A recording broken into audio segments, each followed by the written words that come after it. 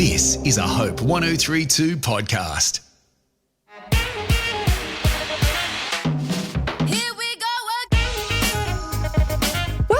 She Wasn't Born Yesterday for women who are 40 plus fabulous by the Empty Nest Chicks. I'm Janet Evans, ex-M&C Saatchi advertising creative who have won numerous radio and TV awards. Not that that'll affect us because we're doing a podcast.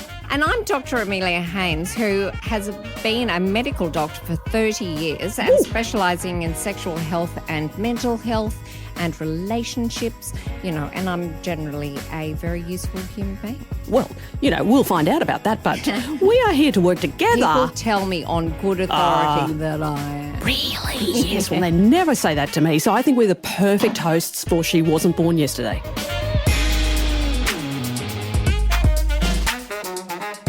First of all, Dr. Amelia, did you know... Yes. That maybe not. I know. Well, I'm about to let you know. Okay.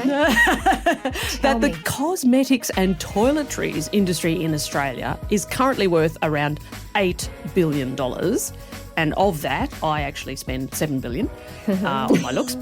And every year, the average Aussie woman spends over $5,000. No way. On beauty and personal care products, which whatever personal care products I know. are. What does that mean? I don't know.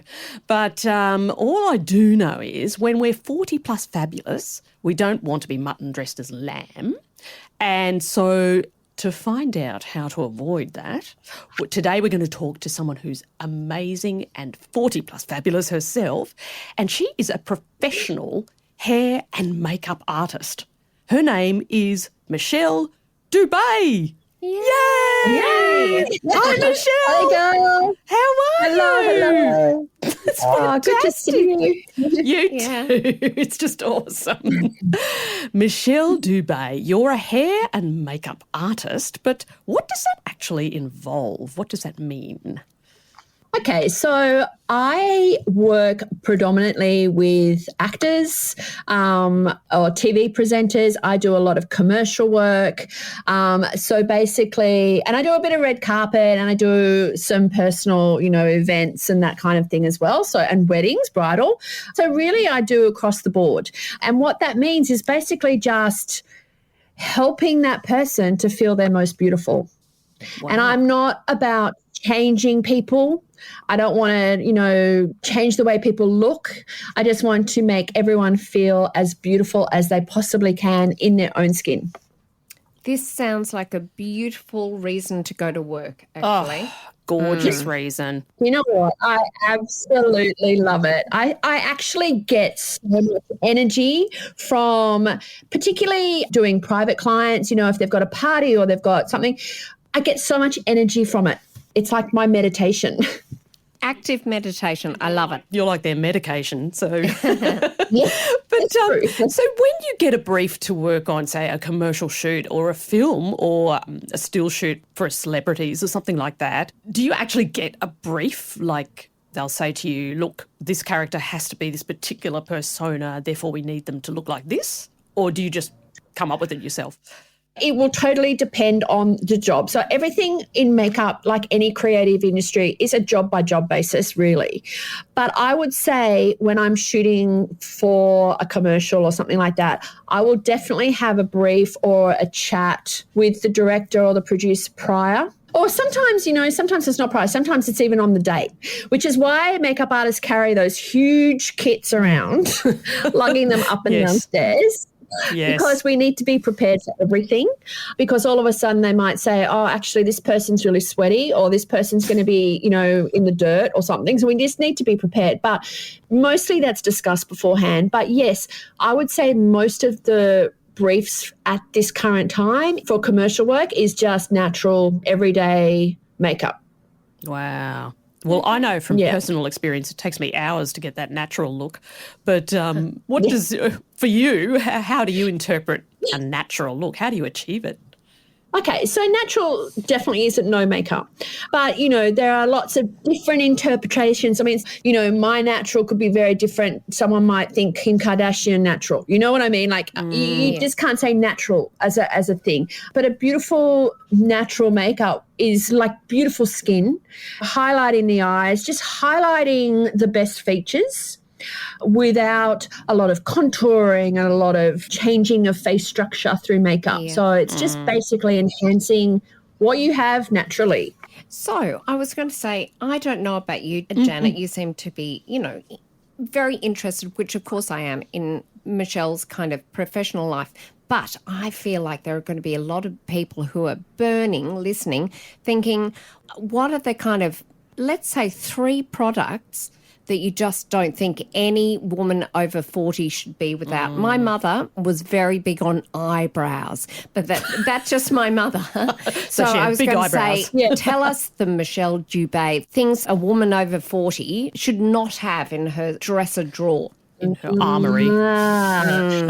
Okay. So we hear a lot about this, about what women shouldn't do when they're older. Right. You know what I do? I throw that out the window. Oh. And I say, you do you and you wear you. How many of those beautiful older women have you seen with a bright red lip? Yes. And, or beautiful glowy blush? I love that. I embrace that. I say, there's this whole thing, women over whatever age shouldn't be wearing shimmer.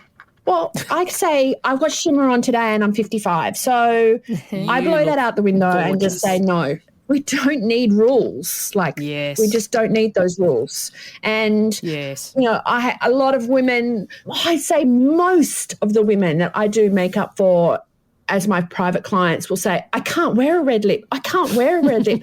Why not? You know what that is? That's other people's opinion about your red lip. Yeah. And really I say go for it. Wear that orange lip. Just go out there and do that. There are no rules. And I saw this thing the other day. People are going to judge you anyway, so you may as well just do it. Yeah, good point. So you may as well be wearing bright blue eyeshadow. So you may as well do it. It's like owning yourself, really, isn't it? Yeah. It always looks better on someone when they just own themselves. Well, I love that model who, I think she's 90-something. She's in New York and she's modelling. Oh, and she wears the most brazen makeup and she's just fabulous. And I love her so much. Fabulous. Yeah. Absolutely. But actually, I was going to say, it does depend on your personality, doesn't it? Like my husband, not a woman over 40, but my husband often says, what kind of hat? In Australia, we need sun protection, which we'll, get round to. What kind of hat should I wear? And I said, it really doesn't matter as long as you own it, like it's yours. But I feel like some people are, we have different personalities. So with women, there are some women where it makes sense for us to express ourselves like that. And then there are some women who'd rather die than wear a red lip. Yeah. But I question, why would they rather die than wear a red lip? Is it because they think everyone's going to say, oh, my God, look at that? I'd question why they wouldn't do that. And having said that, what I would do if I was like, I want to wear the red lip, I want to express myself, but I'm scared, right? Okay, feel that. That's totally valid. But, start off with a red gloss and wear it around the house and get used to seeing yourself like that. And then you wear that red gloss up to Woolies and then next minute it becomes so part of you that you don't think that anyone's even noticing it because you're not noticing it anymore. Yeah. But you will get stopped by people saying, wow, I love that. That's awesome. Yeah. So I think that's right. I think it's about your confidence and about your self-esteem because, sometimes I feel so much better if I just pop on a bit of coral lippy and I just feel great about myself. You know what I mean? Yeah, totally. And then having said all of that, though, getting back to the question what you shouldn't have, there are things that obviously do make you look older. There are not products so much, but there is that way you apply those products that can age you.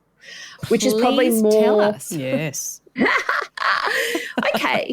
So as we age, there's a few things that happen apart from obviously skin sagging, jowls, wrinkles and all that sort of stuff. But as we age, your brows thin out or they haven't grown back from the 90s when we plucked them all. The other thing that happens, so obviously that's a trend that's not in right now. Thick brows are in. That's what the young people are wearing. So your brows thin out, your eyelashes fall out or get thinner, get shorter, more brittle. Eyelashes also you lose their pigment, like your regular hair goes grey, your lashes might lighten up, what have you. That's one thing. The other thing is your lips lose definition and they lose colour. You find that your lips kind of get thinner, but they're probably not that much thinner. They're just losing their definition, the definition there. And teeth go yellow. So they're things that we can... That's such a lovely recipe you've just said. But anyway. I know. Carry on. Here we go again. But they're easy fixes. Yeah. They are so easy to fix. Right. Like obviously a facelift or cosmetic surgery, that's not for everyone. It's for some people, that's fantastic. But if obviously it's expensive, you can easily fix some signs of aging just by using makeup. You can get, for your brows, I'm lucky. I have always had extremely thick brows, but I use a brow gel that's got a colour in it. It's also got some fibres in it. So what that does when you brush it through, which is so easy, it's just like a mascara brush, it's just going to darken those light hairs, the grey hairs through there. And also any fair hair, it's going to colour. So you all of a sudden look like you've got thicker brows in like 5 seconds, Teeth, obviously we can use whitening strips and all of that. You can get at the supermarket, Things like your lips, using a lip liner just to define a little bit outside the lip line. Those sorts of things will make you look younger. They'll add youth. Excellent. I'm leaving now. I'm right. She's going to get a makeover. Anyway. One thing I found is like these awful sort of like brownish kind of age spots, or I don't know, sunspots. I think sun damage has a lot to answer for, particularly in my case. But Absolutely. Sun damage. You need to wear a sunscreen every day. And I say that not wearing a sunscreen today. It's something that we really need to just have in our makeup bag and use. And you can get sunscreens with primers and all of those sorts of good things. So it's a habit that you need to get into, because even though it's too late for a lot of sun damage is still going to be exacerbated by more exposure. So those dark age spots that you're talking about actually get darker with sun exposure. It's not too late to kind of start now, no matter how old you are. It's not too late. Let that be a warning to you, Janice. I think it's too late for me. But do you think how No, it's not. can It's you not. cover it up, like applying Absolutely. thick foundation? Does that help? No, you don't need thick foundation. Had a feeling you were going to say that. So thick foundation is going to be very aging. What we want with our skin is we want it to glow. And as you get older, your skin dries up and it loses that plumpness. So we don't want to cover that up. But we do need a foundation that has a lot of pigment in it. And what you want to do is you want to splurge on your foundation. Get a good foundation. You can get cheap eyes. I mean, I've got some fantastic eye pencils from Chemist Warehouse that were like $4.50. They're great, So spend your money on a good foundation that covers but still glows. And then with your makeup colours and your whatever, have fun with those. You can get your cheapies or whatever, even your lip glosses and stuff. You can pick those up so cheap, but splurge on your foundation and your concealer. Yeah, right. As you're probably realising, I'm massively lazy. Massively. I cannot underline it enough. I know I've got friends who are listening. So for us who are massively lazy, what I'm hearing, I heard what you said about the ageing thing and I'm going to get right on it. But I was going to say, what are the really go-to things? It sounds like a tinted foundation would be the best thing ever. But what else would you just go, yes, if you're massively lazy, you can do this? Okay, massively lazy. I'm hearing you. Even though I'm a makeup artist, I often do my makeup in the car. Yeah. We'd love to hear that. Yay. Okay. Totally. In the mirror. Totally. Exactly. In the car, 5 minutes before I'm supposed to walk out the door. But I actually did over on my Facebook makeup page a makeup where I set a timer. I did a live. I set a timer. I did a full face of makeup in 5 minutes. Full face. Wow. So No, but you sound so proficient. it's easy. Okay, so here's what I would do. You want to just pop that beautiful tinted moisturizer, the BB cream. I love that. It gives you such a beautiful glow. So yes, I'm all about that. Then you're going to get a concealer and you are just going to conceal inside your eyes, like side of your nose, because that gets quite dark. And you're going to just conceal any of those dark spots. Done. Michelle is just touching spots, well, invisible spots on her face. She doesn't have any, but we get the idea. Invisible spots out with the concealer, yes. Okay, so now you've done your base and that's taken you 30 seconds. Brows, get your brow gel, brush that through. Yeah. It's that simple. You're just combing your brows through with a brow gel. That's just going to set your brows and colour them and give you a really nice shape. And then you can go in with like a brown eye pencil, literally just do it rough along your lash line, smudge it in with your finger, done. Michelle is being very rough with her lining. I'm just letting everyone know. It's good. It doesn't look like she's being very kind of picky. She really is just, roughing it along the edge of the eye, basically. Lovely. Carry on, Michelle. Beautiful. Yep. So mascara. Done. Now, I only, and this is obviously a personal preference, I only do mascara on the top of my lashes. I don't do the bottom. Oh, okay. Okay.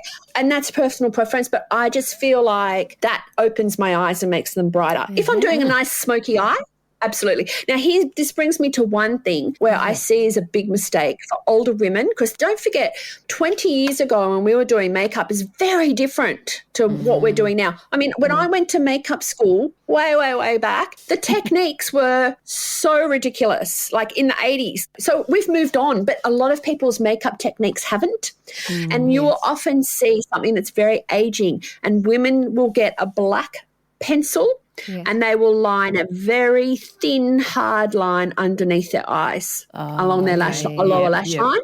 Massively aging. Okay, Looks you great want to on- get that and you want to smudge that and soften that off. Looks great on Cleopatra, but in her death mask. Who knows, it might come back into fashion, but it's just a technique that is aging. Yeah. And a blush. Okay, get a cream blush that you can just pop on with your fingers. And this is the thing. If you're lazy with makeup, you can just throw away your brushes. There's no point. You're not going to use them. Wow. I highly recommend that you use them. But if you're a lazy person, not lazy, I'm saying lazy. I am. No, I told you, I am lazy. Time poor. I know, Time I poor. know. Fingers, Also they're the just best lazy. tools. And I'll tell you why they're the best tools, because they're warm. So any of your product, you are actually going to warm that product up and it's going to melt into your skin and it's going to be really beautiful. So cream blushes, apples of the cheeks. I love that. You can smile into the mirror and you will, when you smile, you'll see apples of the cheeks there. You're just going to pop that on and just blend that back towards your ears. Wow. Simple. Easy. Beautiful. Lip gloss. Don't even worry with lip liners and lipsticks if you don't want to. Lip gloss. A lip gloss with a shimmer in it, like a sparkly lip gloss. Oh, it's just going to bring so much light into your face and so much glow. I'm hoping that people are feeling as inspired as I am. I'm feeling beautiful just hearing about it. I know I'm lazy, even but I can done it. do that. You know. I can do that. Oh, I think anyone Next can time do it. you see me, Oh my goodness, I won't I know. recognise her. No, it's no. gonna She be looks amazing. beautiful now. She looks very natural. She looks beautiful. But Dr. Amelia, what actually does happen to our skin and hair as we age? well, actually, exactly what Michelle has been saying. The outer thirds of our eyebrows basically fall out. Yes. And actually, the sicker you are, the more that happens. So, yeah, the eyebrows, my mother was right. The eyebrows are important. Is there hormonal stuff going on that change, like as you change, as you get older? Oh, it's goes just through- basically it's just age. Oh, okay, Age. right. I mean, Okay. the whole don't smoke. I mean, that's the other thing we should mention, isn't it, Michelle? Like, you know, it's never too late to stop. Just don't smoke. Smoking, the sun, they are our two biggest. Age, smoking, sun, the worst. for our skin. Yeah. I see so many girls vaping now. Oh, yeah. Vaping, Yes. thinking that that's better than cigarettes. And honestly, it's not. It's going to bring those lines around the mouth just like a cigarette will. So, Yeah, stop right. smoking. I'm going to ask you, like, when you've got a job, what might a typical day on the set look like for you? How early do you have to be there and all that sort of stuff? Oh, sometimes, like, particularly in winter, it's not uncommon for me to need to be on set an hour before sunrise. Okay. Oh, wow. So whatever that might be. Sometimes it's super early. Sometimes I'm on set at 4 a.m. shooting they might want the beautiful morning light. They want, and then we've got an hour of prep before we get that. So, we need to get there obviously an hour before they want to start filming.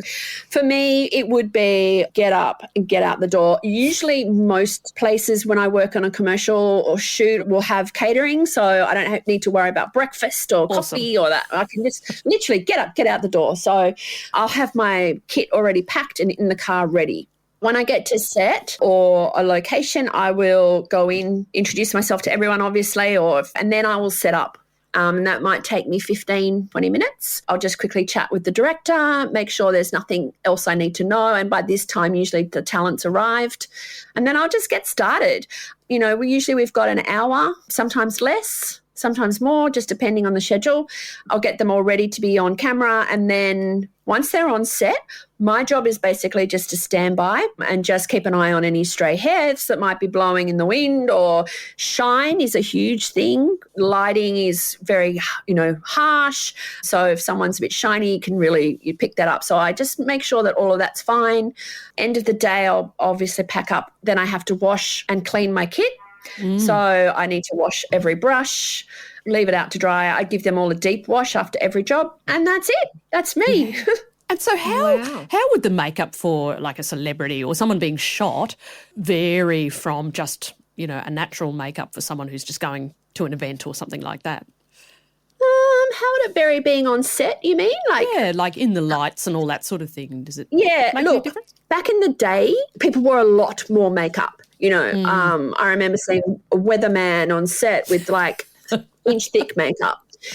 Now, because the cameras are so high definition, you just don't need that. I hardly do anything to the men. I'll just groom them. So brows, hair, I'll put a little bit of foundation on them if they're a little bit red, been in the sun, even their skin tone. But really, we don't need to do too much. For the girls, it really depends on the shoot, but it'll be a good amount of makeup, but it won't be like it used to with the powder and the contouring and the, all of that sort of stuff. It'll just be a nice, natural. Yeah, wow. So which celebrities have you made up, and do you have a favourite? Do you have some favourites? Janet is so I'm into the name dropping. I've got to have some names. names because I've seen, some of your fabulous shoots, and I'm like, that. I hope everyone has signed indemnity forms. Anyway, carry on. So celebs, well, I've done a few politicians. So I've done Gladys Berejiklian and Tanya Plibersek for the front covers of Good Weekend. Very nice. Yes. I also did Sam Bloom for Good Weekend, who was fantastic. We went to her place and I saw the magpies and everything, which was awesome. Celebs, I've done, people like, I did Rachel Griffith for the ACTA Awards. I've done Christine Arnoux. Gorgeous. And most, someone I've done quite regularly is Deb Mailman, who's an absolute delight. Yeah. So they're just a few that I've done. Are you satisfied, Janet? That's wonderful. I love it. It's so beautiful. And I love the way you actually, because I've worked with you, full disclosure, I've worked with you on a set and on commercials and things, but I really actually love the way you have this really warm kind of rapport, like the way you sort of chat to the person that you're making up. And is that sort of, you're just naturally the most fabulous person anyway, but is that to sort of get to know them a little bit better and find out a bit more about their personality? Does that actually feed into how you make them up? At the end of the day, pretty much the makeup department person is the last person that celeb will see before they step on set. So I feel as a makeup artist, a lot of my job is to make that environment an environment where that celebs or that actor is going to feel good going on set. What I do for each person varies depending on, I actually try really hard to read the room. And sometimes celebs or actors, anyone, really keen for a chat, relaxed, want to sit there, have a chat, enjoy the process.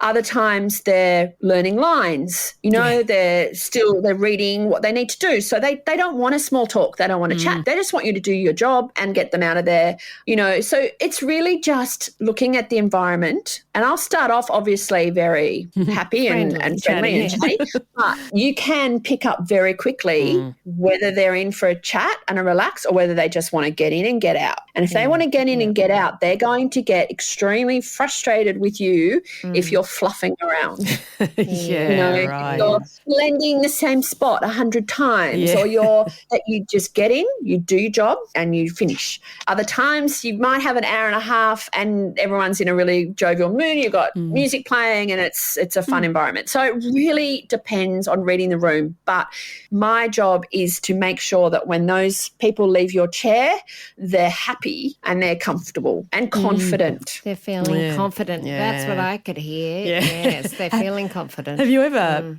had to make someone up and it was very, very challenging for some reason, like they had terrible, terrible skin or something like that? Don't name names. Oh, no. No? Challenging. I can't say I have, to be honest. Yeah. I think because I look at everyone individually and just kind of like look at what needs to be done and fix it. What I find challenging is when someone sits in my chair and they're looking down at their phone. Right. And not because I don't want them to be looking at their phone, but because they're looking down. I use the mirror as my reference all the time. So I'm constantly looking at them and then looking at their reflection. And if they're if I'm constantly looking at the top of their head, I can't see what I'm doing. Yeah. It's, it's hard. And all it does is just make it take so much longer. These are the little known challenges. Yet another reason not to be wedded to your phone. Yes, exactly. It's true. Well, I just have one last question for you, gorgeous. So you currently swear by a product called Lash Armor and magnetic lashes. Are we going to be funded? We are. We're sponsored by Lash Armor today. And I'm just wondering why our lashes might need protecting and what us 40 fabulous women can do with these things. Yeah. Okay. Lash Armor is my company. So what happened? Yeah. So what happened was I had person after person sit in my chair, no matter who they were, regular person or TV presenter, sit in my chair and constantly say, I wish I could apply false lashes.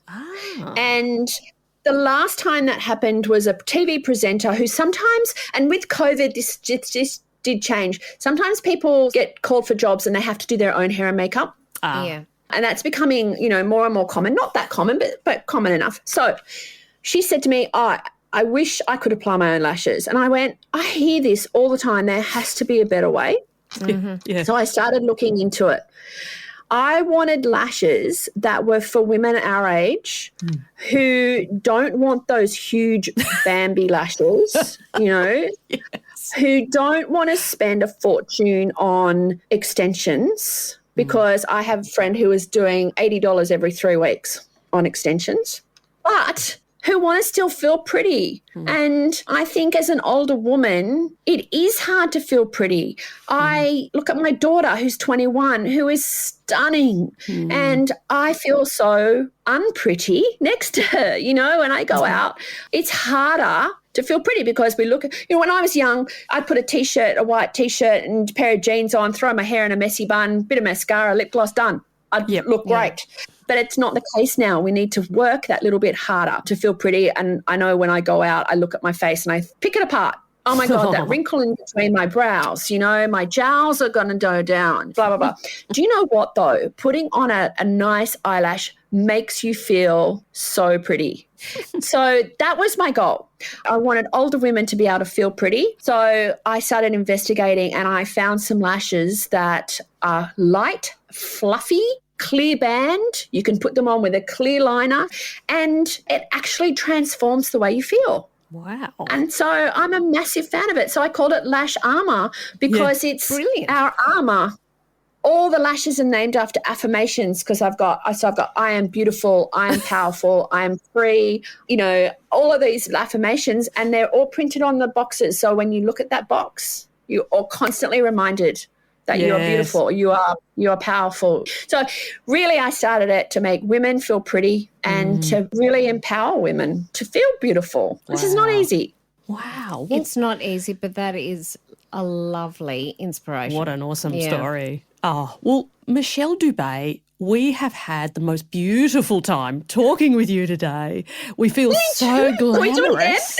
We do. Yes. You did nothing and we're feeling glamorous. We're feeling gorgeous. And I think Facebook was named after you because you are beautiful and you are behind some of the most beautiful faces in the world. And we just love you and we've just loved having you on 40 Plus Fabulous. Thank you so much. Gorgi, thanks for listening in today. We hope you enjoyed this ep. But we'd really love to hear more from you. We'd love to know exactly what you actually think of us and our guests. So if you're on Spotify, you can rate us. We love stars. And on Apple Pods, write us a little blurb. Let us know what you think and hopefully we can keep going.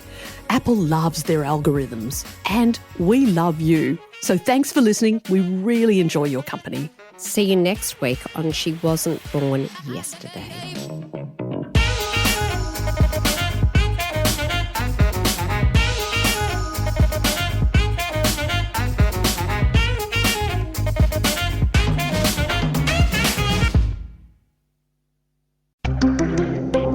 Hope 1032.